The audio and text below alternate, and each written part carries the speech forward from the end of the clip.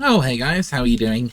Just thought I'd do a random stream about classic WoW, and I think part of the problem with Cataclysm and, well, the modern retail game is that they just don't feel very homely, you know?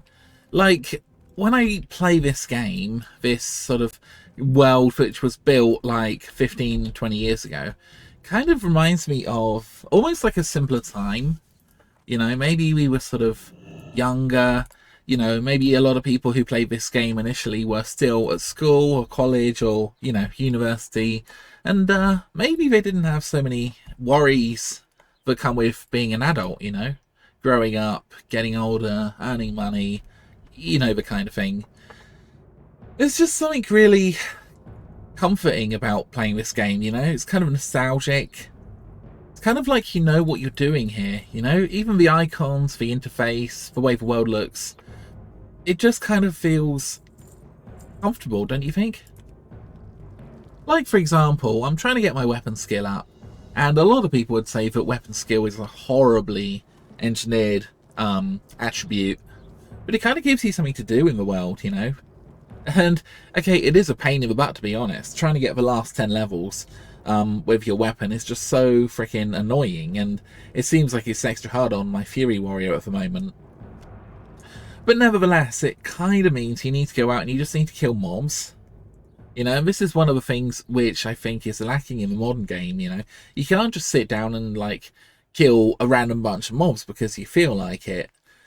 You kind of can, but it's not really an option. It's not really very profitable, Like, the modern game is always trying to move you onto new areas and, do new stuff, and that's actually fine.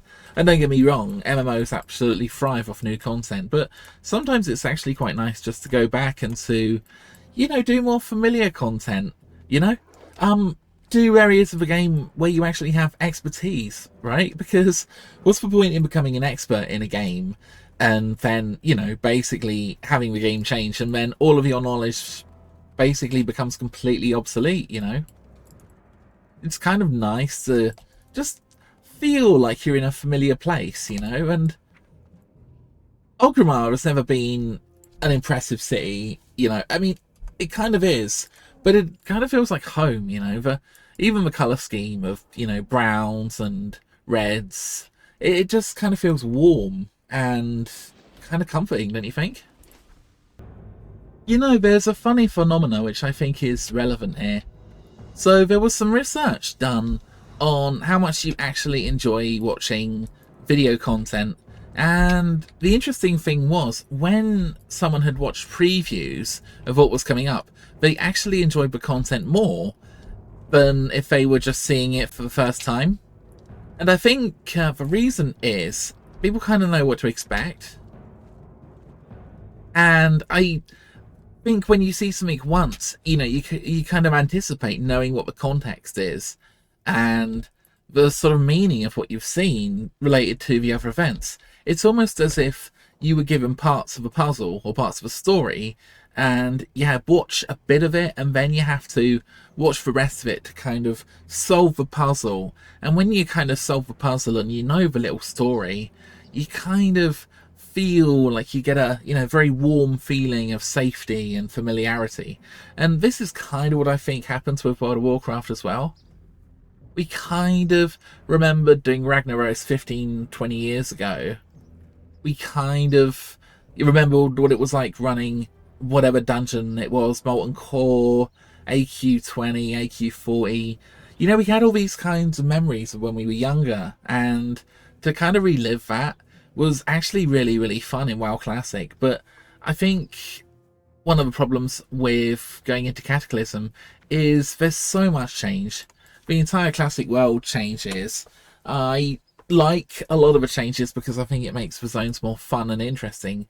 But on the other hand, it does obliterate what they used to be, There was part of running through the Barrens, for example, which kind of actually made people feel kind of bored in a way, because it's a really big zone and you're running slowly, and this kind of sparked off Baron's chat because people would kind of get bored, so they'd end up chatting nonsense to each other.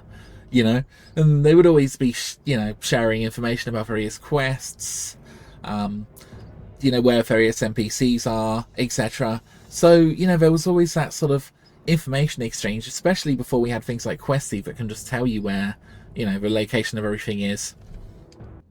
And one of the things I loved about classic Warcraft was there was just a lot of stuff to do, It wasn't always like super important stuff, but at the moment, I really want to enchant my weapon with fiery, and in order to do that, I really need a fiery object which drops from certain NPCs. Now, the best way of getting this item is probably doing a Blackrock Depth run, because there's quite a good chance that you will actually get one of these items that's needed for the enchant. They cost about 50 gold on the auction house, owing to the fact that it's quite difficult to get these objects. But there's these mobs in Firilas, I believe it's Firilas, that have about a 1% drop rate on this item. And it also happens that I really, really need to basically get my weapon skill up in swords, because I now have the Thrash Blade from Maridon, which again was a quest I took, and then I went and completed Maridon. So the whole game, I don't know if this was intentional, but the whole game kind of feels like a sort of story generation engine as much as anything else, And I don't know what it is exactly, but let's say you want to get one of the enchants on your head, for example, that gives you an extra 8 strength or any attribute you want. You need to do a heck of a lot of stuff all around the world in order to get that. So you need to go to Ungoro Crater, for example, and I'm trying to think, where else would you need to go? Yeah, you would need to also go to Felwood, which is probably what I meant before when I said Firilas. But yeah, you need to go over and you need to complete quests and, get quite far into the game in order to get your 8 enchant on your head. And at the moment, the book, the Librum that's required to get the enchant, is incredibly expensive as well. But that's mostly because of supply and demand, because it tends to drop off higher level mobs, which are kind of in short supply at the moment at level 50. So, with all of that being said, I just love the fact that, there's this world and you go on adventures around the world to different locations that you probably know already. You never really got that with any other game, as far as I know. You never really got that with, like, Wrath of the Lich King, or maybe you got it a bit more in TBC, but it just is something that's quite unique to Classic, I feel. And certainly in the modern game, it's kind of like you thunder through the content as quickly as possible, and quests are meant to be short and, fairly easy to do. And, you sort of do them and you get your dopamine reward and you move on. And, okay, to be honest, maybe I'm being a bit unfair on retail because I haven't actually played the newest parts of the game. But there is just something a bit magical about Classic, which is kind of why so many people keep coming back to it. And it's another reason why Cataclysm, even though Cataclysm is good, it kind of shatters so many guilds and so many groups of people who were just doing a lot of the previous content. And I think it's just because that's kind of a cut-off point for a lot of people. That's when the world changed. That's when everything became different. They basically tried to make the game into a different game that's still very similar with similar elements.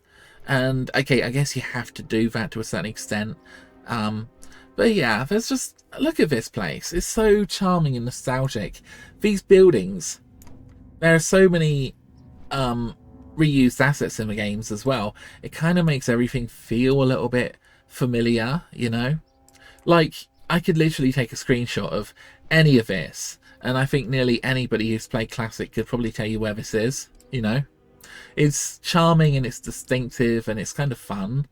And I don't think they really took themselves too seriously when they were sort of developing this game, because there's a lot of funny quirks. Another problem with modern game, I hear more than have experienced, is that all the armor and the icons and the trinkets and everything else are just very, very generic, with like a 10% increase in stats each time, or whatever the number happens to be. So you get a new item, it doesn't do something cool, it doesn't make you transform into another creature, doesn't give you some crazy ability to like double attack or whatever. It just kind of feels like it's just the same thing but a little bit different, you know. I don't know if that's easy to put into words. I don't know, what do you guys think? Let me just check, did I get my chrono booms? Oh, I did get my chrono booms. So I could probably pick up the Songflower if I wanted to. I'll come back to the Songflower. So I guess I could talk a little bit about Season of Discovery and how it's going and whatnot. So I think Season of Discovery did two things very, very well.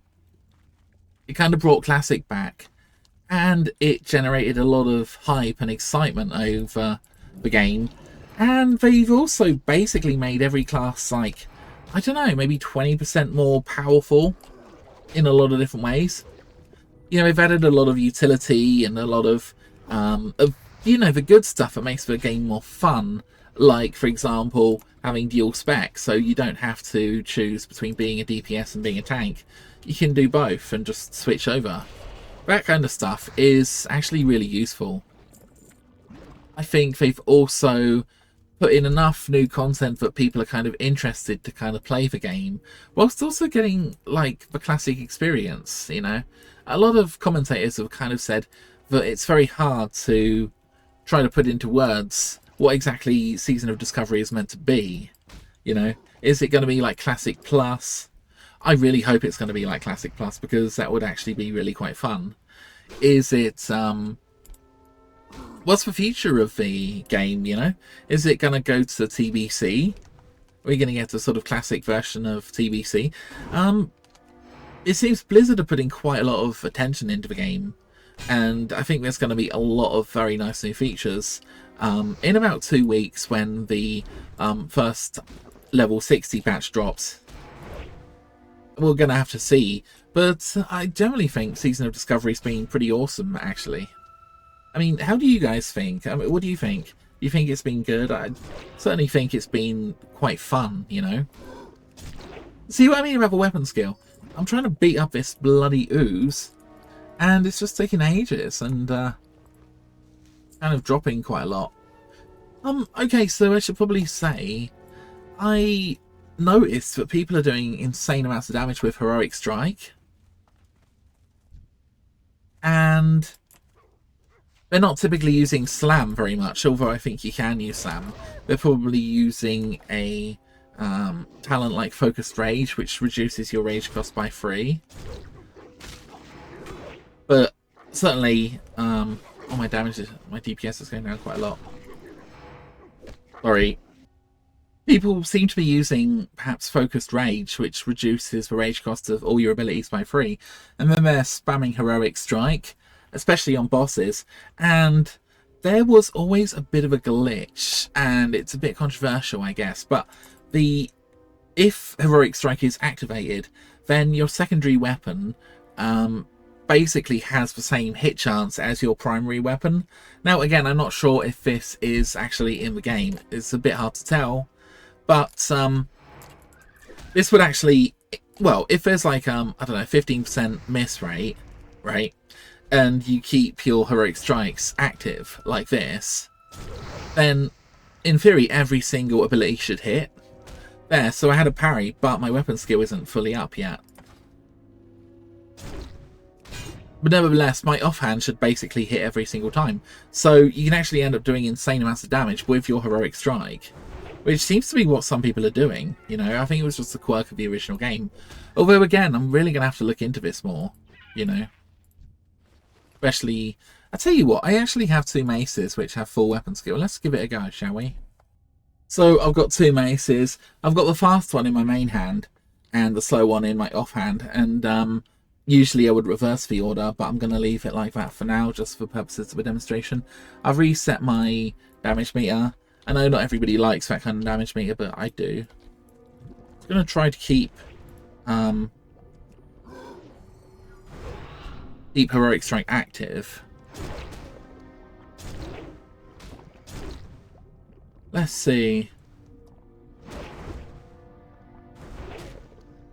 Doesn't seem to be any misses, guys. This is a level 51 mob. Oh, there's a parry.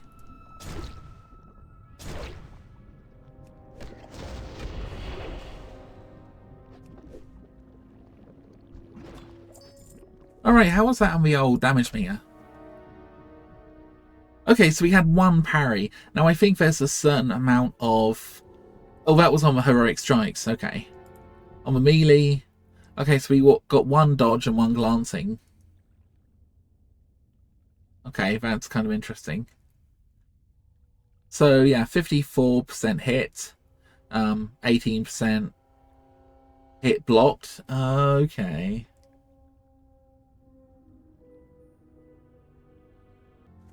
Okay. Sorry about this interjection. Let's try my experiment. So, I'm just going to smack this guy up with my normal melee. Should be able to kill him fine. We got our drain life, our fiery weapon. Okay. We got a miss here. Oh, 3 misses. Dodge, 4 misses. This is just normal auto attack. So the miss is mostly from my offhand, I should imagine. 6 misses.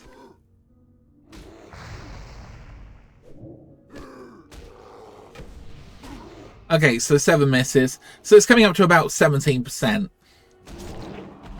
And just use an execute. Okay. So, yeah. I think we are on about 20% miss, right, with this weapon. So as you can see, we had quite a lot of misses there. Now let's do the same thing, except I'm going to try to keep Heroic Strike up. So I'm going to go Blood Rage, and I'm going to go Greater Rage Potion. And yeah. Okay, we're in combat.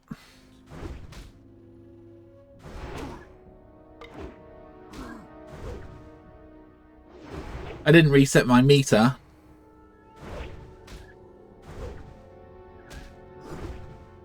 So anyway, misses are at 10.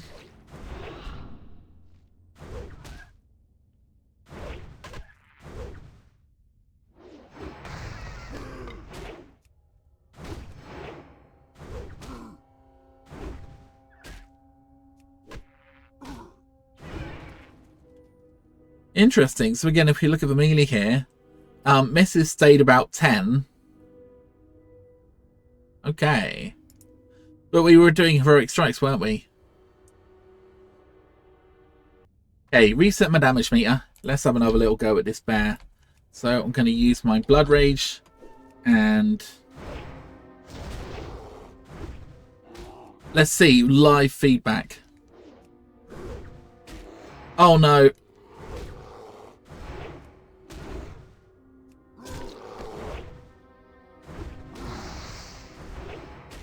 I'm not able to keep up Heroic Strike. My Greater Rage Potion was on cooldown.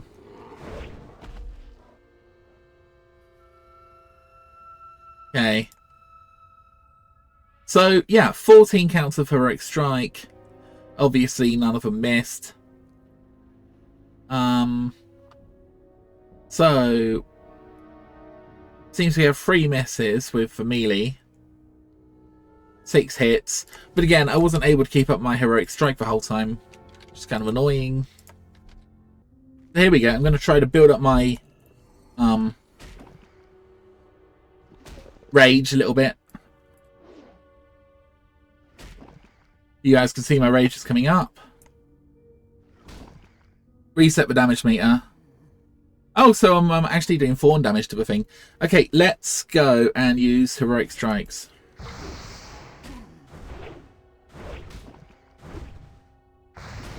Trying to keep my Heroic Strikes up at all times.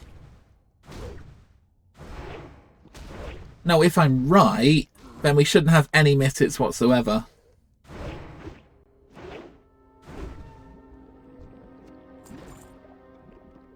Let's have a little look. Oh, dude! So I did glancing, which is normal, because I think... Was this mob? Yeah, this mob was 1 level above me, so glancing is normal. But then we got crit and hit, and we got no misses. Heroic Strike? Oh, sick, dude! So what this means is, if you can keep Heroic Strike up, you can basically reduce the miss rate from about 20% to 0%. Dude, that is so sick. I thought this was true, but now I've actually tested it. That's freaking awesome, man. Sorry, I know I get excited about stupid things sometimes, but the fact that you can increase your miss chance, you can get rid of your miss chance altogether just by using Heroic Strike. Oh, man. I guess that's proof that it freaking works, man. It went from 20% to 0%. Now, oh, man, that's so cool. Well, I mean, to be honest, in that case, I think for my Fury, right, the fact that I actually have this talent here, improved Heroic Strike. Oh, yeah, no, in here, yeah. 3 points in improved Heroic Strike, which reduces the rage points by 3. And then on top of that, I also have Focused Rage, which again reduces Heroic Strike by another 3. Basically means that warriors can really pump. And it also means that their offhand will never ever miss. Which is freaking cool, man. As long as they keep this up. You know, to be honest, I'm actually seeing, right, some of the top DPS in the world using a heck of a lot of Heroic Strike. And it's because you literally increase your damage by... Okay, if your offhand has a 20% chance to miss, then, you know, by reducing the miss chance to 0, you basically increases your offhand damage by, well, by 20%, I guess. It's pretty freaking cool. Oh, man. It's good to know, isn't it? Sorry, I mean, okay, I'm a warrior nerd. I hate to say it, but I really am. I love warriors. They're so cool. The best in freaking Classic. Oh, I completely forgot about my Songflower. Okay, in case you're wondering what the enchant I was looking for earlier. Well, it's actually Enchant Weapon Fiery, which gives you a chance of doing... some additional fire damage to an enemy, and it's kind of not a bad enchant. It's a lot cheaper than the plus 15 strength, which is arguably quite a bit better. But to be honest, you'd probably only be looking at 400 or 500 gold at least for the 15 strength, you know. So yeah, some people can do it, but I just think Fiery's just as fun, to be honest, you know. Anyway, at the moment we are waiting for the flower to spawn. And I love the flower, man. The flower's great. You basically have to wait 15 minutes for a flower to appear. And everybody gathers up and we all get the flower.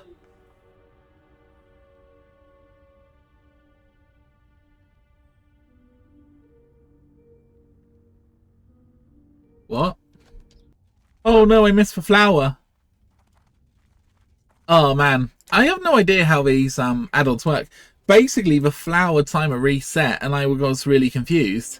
But I think the flower timer is like a little bit out, so that's my fault. I was actually busy typing away when the flower went off. Oh, okay, there's another flower down here. 2 minutes left. Although, you know, you can't trust the timer. Hello, second flower friend. Yeah, I love these little rituals, you know? Getting the well buffs and stuff. It's so kind of dumb, but I kind of love it, you know? It was never really the intent of the original game developers. They just wanted to put a few buffs in the world that would make, like, stuff fun. But it's become a kind of ritual, you know? I mean, I must have actually run to get the various buffs in the world, like, hundreds of times. Back before every single raid. But it kind of actually gave the raid like an added incentive not to die, you know, because if you died during the raid you'd lose all your world buffs. So here's the thing, dying wasn't actually such a big deal, but it was just the fact that you would lose out on all those wonderful world buffs. Yes, got it. Yay! We all got it. Even the little Nomi guy got it.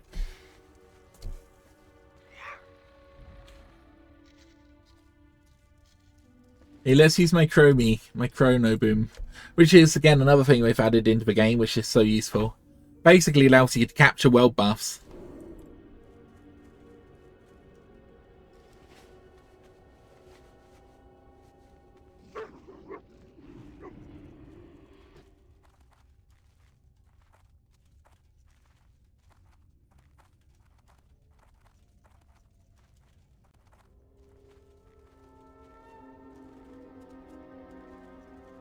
So, I had some issues with these guys, actually. I mean, for sort of a level 52, which kind of sucks because it makes them a little bit harder. But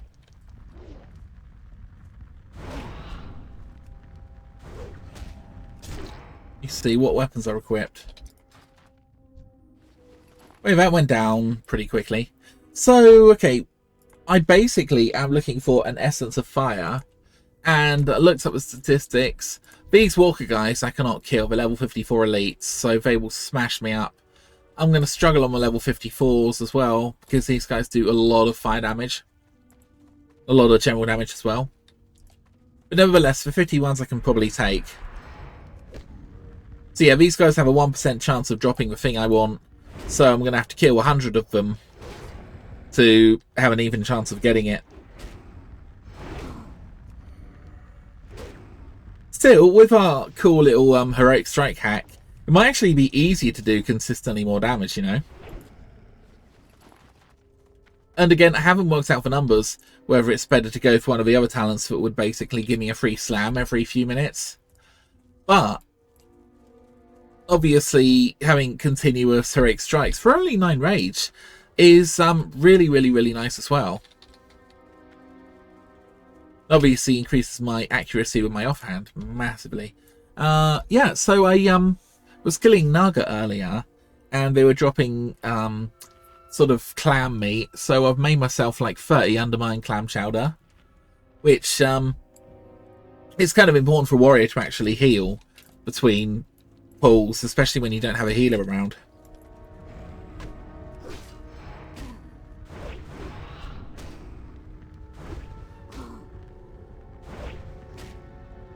So again, I'm just gonna look at my meter here. Yeah, the number of misses that I've done are significantly less than what they statistically should be. Like, no misses during that fight, so I'm down to 12. Just reset the damage meter here just to confirm the hypothesis. Oh, level 54. Yeah, I don't want to bother with him. I'm 53, it's a bit difficult. Problem is, I already have a low weapon skill with my stupid dumb sword. So I really don't need to add to that, you know. I might try level 54. I might die, obviously.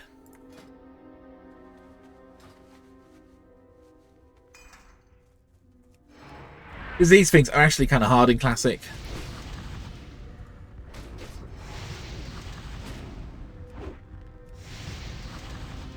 Yeah, okay, never mind.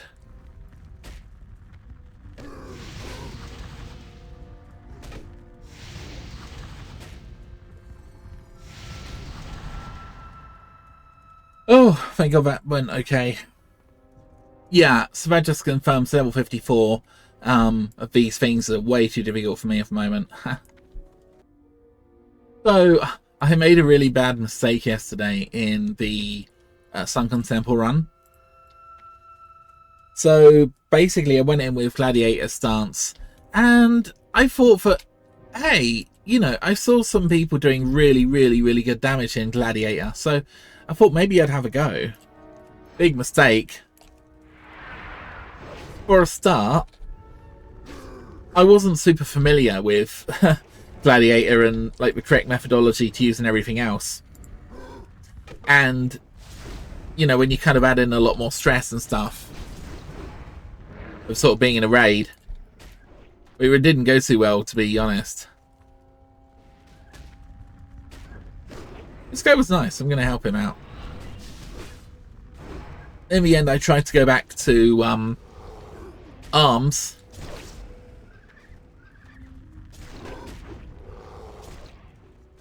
And arms wasn't really working, so I went back to kind of more of a Fury build. Something like what I've got now. And I didn't have the correct Fury talents, but still, my DPS rocketed up when I went to the Fury build.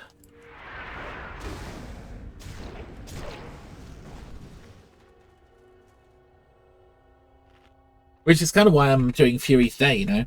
And I actually have some pretty decent gear for Fury, so you never know. Breath of the Beast, again 1% hit. Diamond Flask, Biss item. These Rings of Biss. In fact, nearly all my gear is actually Biss. The big thing that lets me down is my weapons. But nevertheless, I've got Thrash Blade, which is one of the best weapons. It's only 35 damage per second, but with the extra attack, it's very, very nice, actually.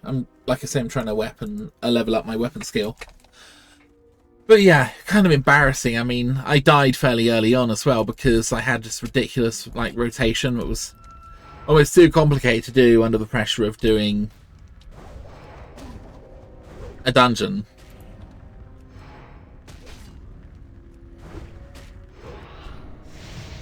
Kind of worked, but my damage really sucked, and I kind of felt a bit bad because, you know, I got carried a little bit.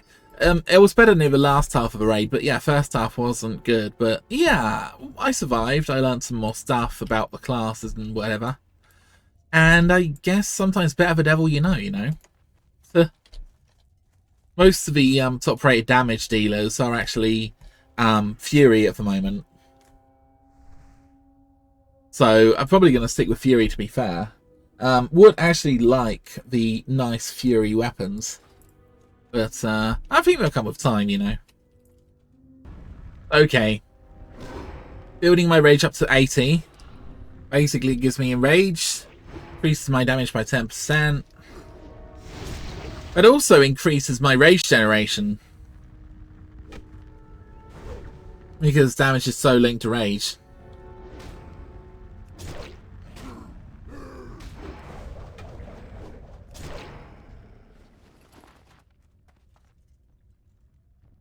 The guy's getting quite close. I'll drink my clam chowder up here. There is quite a lot of RNG involved with a lot of this stuff, obviously. Woohoo! Yay, I got an Essence of Fire, which is a thing that's worth 45 gold. And it's actually the thing I was looking for to get my weapon enchanted. Actually dropped off one of these guys to level 53. Immolation dude. And Tropic Horror.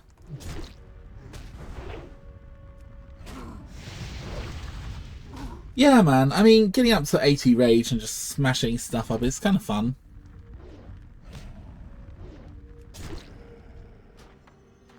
Ooh. I got one of them now. I got 2 elemental fires. They're only worth like 20 silver or something. Well, hey guys. Look at the skybox. It's weird as anything. Now, what I think this is basically, instead of picking up the colours, skybox is actually picking up the alphas. So the sort of black and white segments. But, yeah. Looks very different on the screen. Let me see if I can jigger with the magic. Anyway, guys, how are you doing? What's up? What's up? What's going on? How do I do the magic thing? Okay, let's go. Game capture.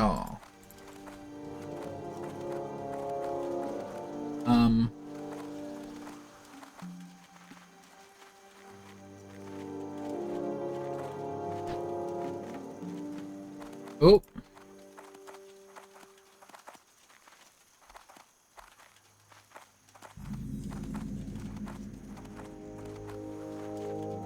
Oh, dude, look.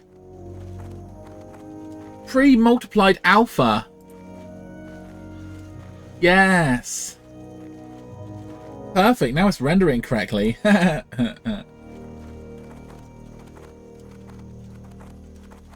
I suppose that's the setting that was off. Anyway, guys, I guess I will leave the video there. So I currently got my fervor of the Temple Explorer, and now I'm going to get my Elwyn Forest buff, basically, from the Darkmoon Fair. Oh, look at the little human.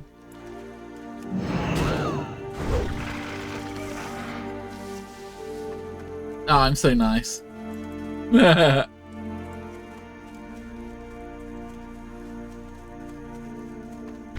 Ah, no!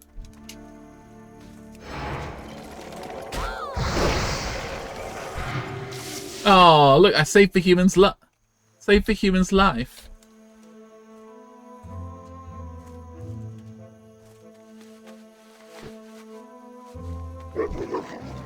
Poor Paladin probably would have died. So basically, if I attract the attention of a guard,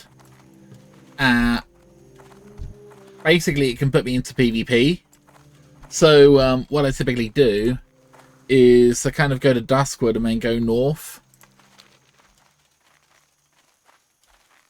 Dude, what's that thing? Bell Silver? Ah. Never seen that before. I assume it's something to do with warlocks and runes.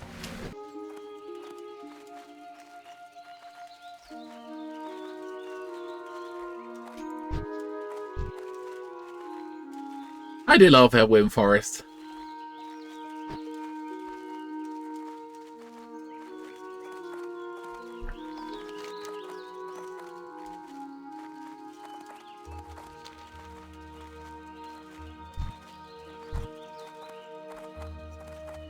Oh look, Gnomancer. Oh, he's killing little piggies.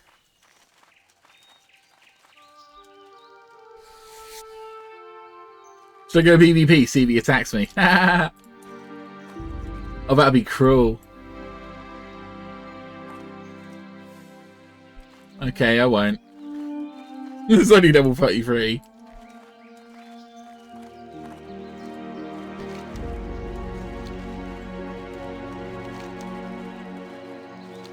Okay, let's go north. I'm not saying this is necessarily the best way, just you don't really attract too much attention from guards and stuff, so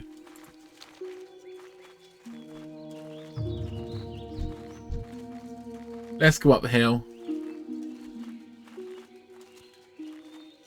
Meow.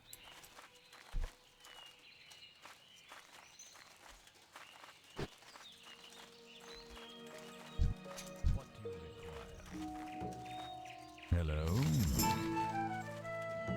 Do do do do do do.